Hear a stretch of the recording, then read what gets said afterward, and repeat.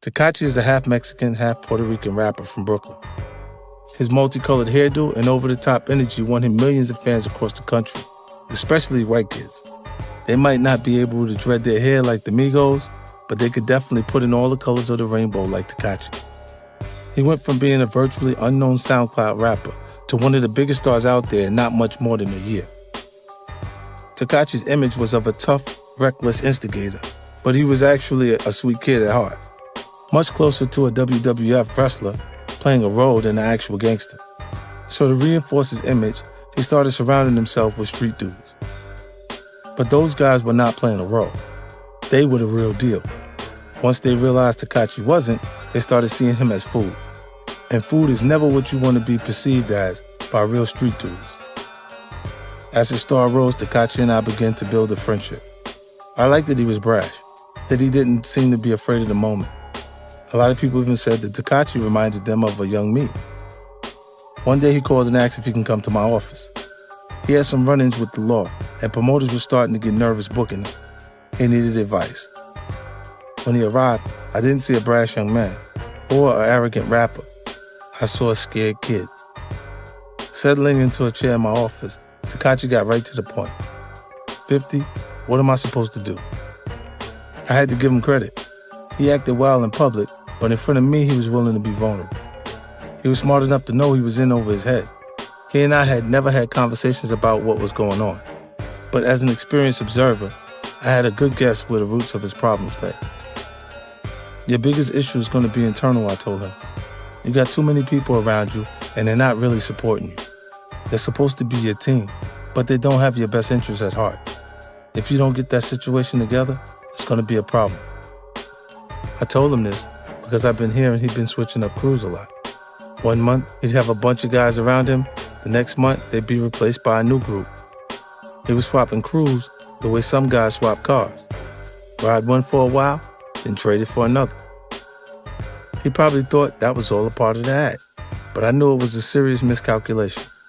When you bring people around as a rapper, there's an expectation that you provide them with opportunities.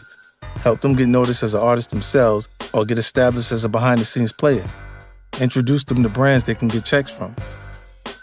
You only have a limited amount of time to make good on that expectation.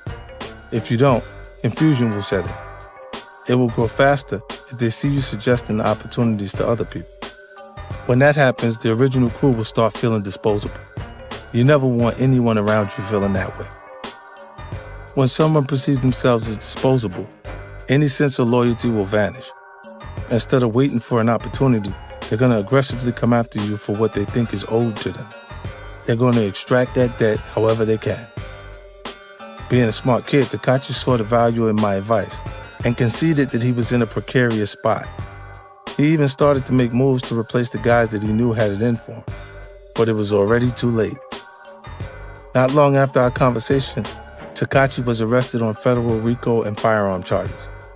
In the indictment, the government even alleged that several members of his crew had plotted to kill him. I'm sure that was a scary realization for a kid who thought he was a WWF wrestler, not someone who was actually playing with life and death stakes. As I'm writing this, Tekashi has just finished testifying against his own crew and was sentenced to 2 years behind bars. I believe one of the things that tripped up people like Tekashi and Ja Rule is that they grew up on the outskirts of the hood. They weren't from the hood, but they had been exposed to it. It tricked them into thinking they were equipped to handle situations they weren't actually built for. Contrast them with someone like Drake, who isn't even from the outskirts of the hood. He's from a completely different environment. I never see Drake associating too closely with the artists he puts on. He always keeps a good deal of space between himself and whoever he's associated with at the time. He's smart enough to judge his own character and concede that there are some forces he won't be able to harness. Tekashi was a great judge of what white kids wanted to listen to in order to piss off their parents. But he wasn't as good at assessing people's characters and intentions. Sadder still, I really think Tekashi's a perceptive kid. If he would have slowed down and taken the time to study the people around him, get a feel for their energy, he would have realized that they weren't a right fit for him. Instead, he was in a rush. The Instagram likes and retweets were coming so fast that he probably started to confuse social media with reality. On social media, the guy throwing up signs next to you is your man until the end. You're ride or die. In real life, things are never that simple. Jealousy and envy grow very easy, especially when they start getting a taste of success. If you bring a bunch of wolves in your circle, you better be damn sure to feed them. Otherwise, it won't be long before the pack turns on you.